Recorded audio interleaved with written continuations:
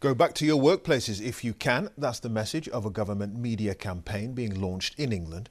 With many schools reopening for all pupils next week after lockdown, ministers want to encourage people back to the office where it's safe, amid fears of the damage to city centre economies because of lower footfall.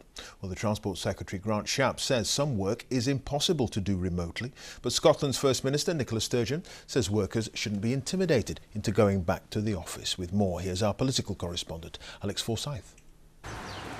Empty office parks, another symptom of this pandemic. But this is taking its toll on some towns, some trades suffering as workers stay away. So now the government's encouraging people to go back where they can.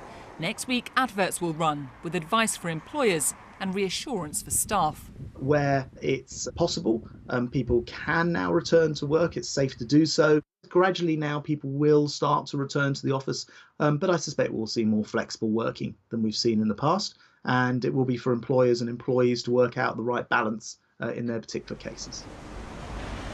Whitehall, some think, should be leading the way. With pressure from some Tory MPs, there'll be a government drive to get civil servants back to their desks. But as ever, it's a balance between the country's wealth and its health, with the Health Secretary saying people's performance matters more than where they work. So for you, working from home has been a real bonus. Nirali, a mum of two who works in accounts, doesn't relish the prospect of an office return, saying she's more productive at home. Working from home is a balanced life for any mother who is looking after the kids, and I like to be at home, being more productive and working at my own pace. But Maddie started her first full-time job in communications during the pandemic and can't wait to get to the office. I'm currently working from my childhood bedroom, which is not ideal. But yeah, not being able to kind of meet people in person and having sort of introductory meetings over Zoom and Google Hangouts has been really weird. There's real concern about the impact on businesses which depend on office trade, but government sources have stressed they are encouraging people back to the workplace only where it's safe, saying there's no suggestion those staying at home are at greater risk of losing their jobs. But there's been confusion over public messaging in the past, so ministers have to get this right. In Northern Ireland, the government's message is work from home where you can. In Wales, it's the same.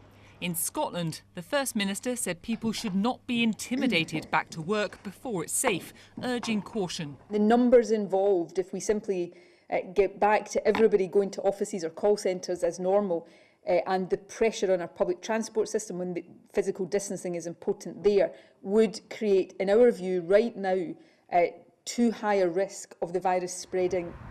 Business groups in England say the guidance for firms must be clear and the government's plan must be credible. Some saying they won't be forced but will follow their own pace. Even those wanting to return know the world of work won't be the same for some time. Forsyth, BBC News, Westminster.